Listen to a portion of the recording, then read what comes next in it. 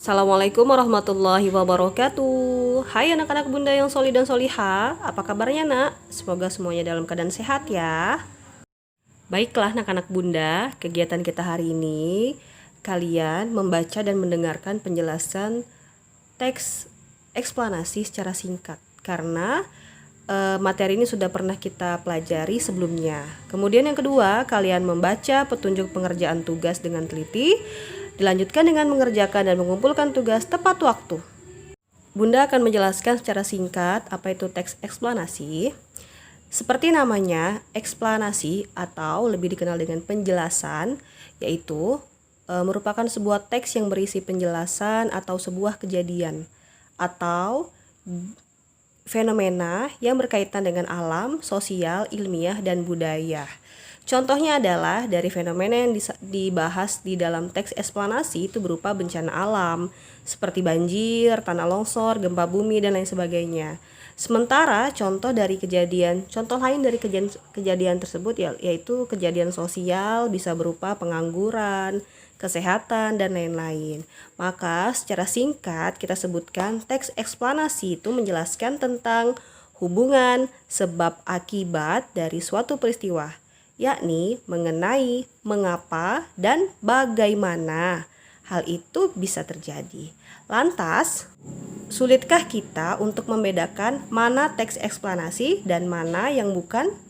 Sebenarnya tidak juga sih sulit, apalagi teks eksplanasi ini memiliki karakteristik tersendiri yang membedakannya dengan jenis teks lainnya.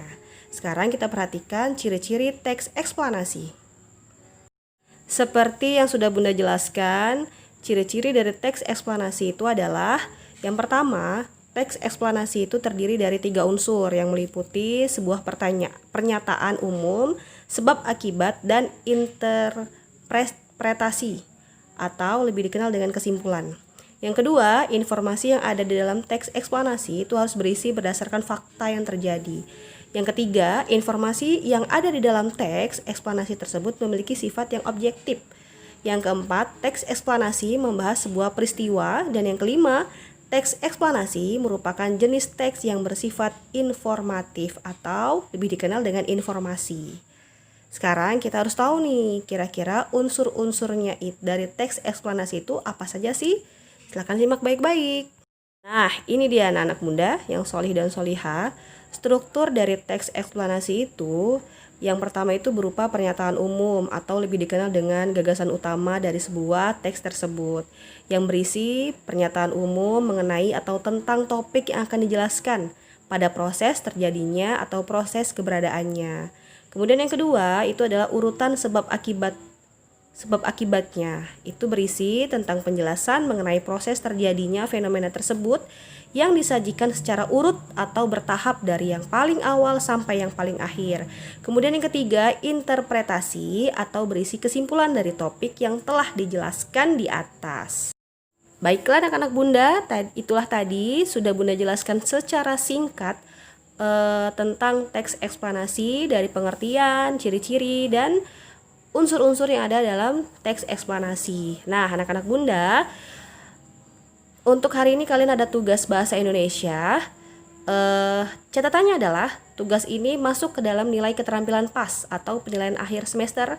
Mohon sebelum dikumpul kerjakan dengan sebaik-baiknya sesuai dengan petunjuk pengerjaannya.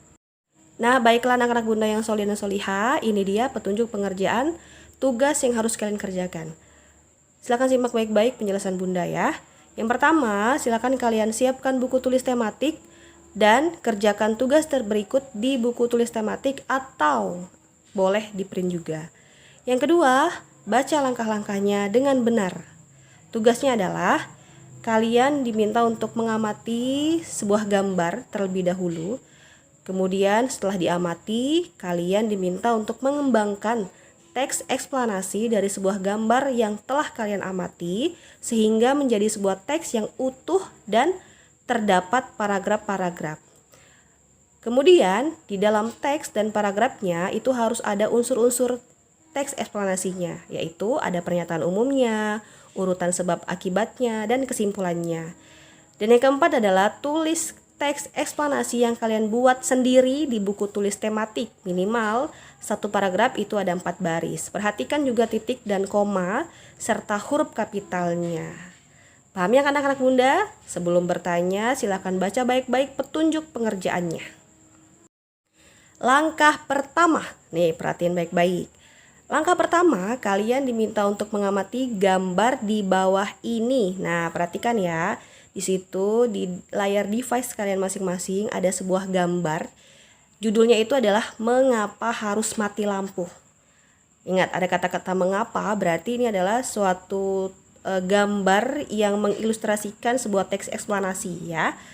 Kemudian perhatikan gambar tersebut dengan baik, maka akan tersusun sebuah teks eksplanasi berupa suatu kejadian.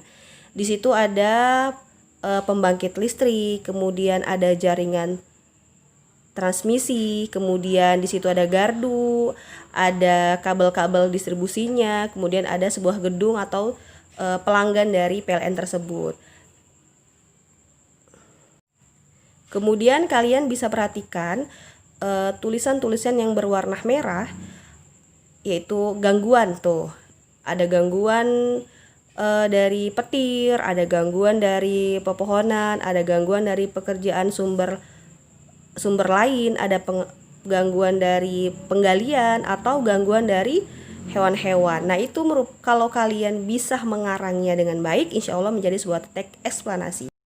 Nah, langkah kedua yang harus kalian kerjakan atau lakukan adalah setelah diamati dengan baik dan teliti, yang pertama, buatlah teks eksplanasi dengan 3 paragraf. Di paragraf pertama itu mencangkup pernyataan umum. Jadi kalian karang tuh, kira-kira pernyataan umum dari gambar yang sudah kalian amati itu apa. Ingat ya, buatlah karanglah teksnya sendiri, oke? Kemudian kalian buat nih paragraf kedua selanjutnya. Di paragraf kedua itu kalian membuat kalimat penjelas atau urutan sebab akibatnya, mengapa sih terjadi mati lampu dan lain sebagainya. Di situ kalian jelaskan semuanya. Kemudian yang ketiga itu paragraf ketiga itu isinya tentang kesimpulan dari topik yang dijelaskan. Setiap paragraf itu terdapat minimal 4 baris. Dan tidak lupa memperhatikan titik koma serta huruf kapital. Oke, baiklah Ananda Soli dan Soliha, sudah paham ya maksud dari langkah-langkah tugas kalian? Jika memang kurang jelas, silahkan japri Bunda atau telepon Bunda langsung kalau mau direspon cepat. Kemudian informasi yang paling penting adalah kapan tugasnya dikumpul ya Bun.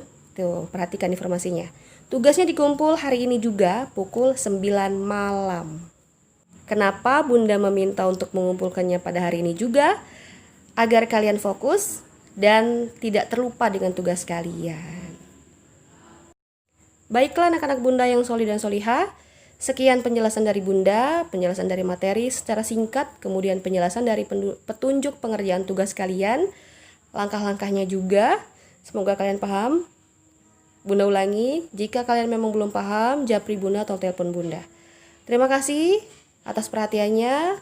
Wassalamualaikum warahmatullahi wabarakatuh. See you next time.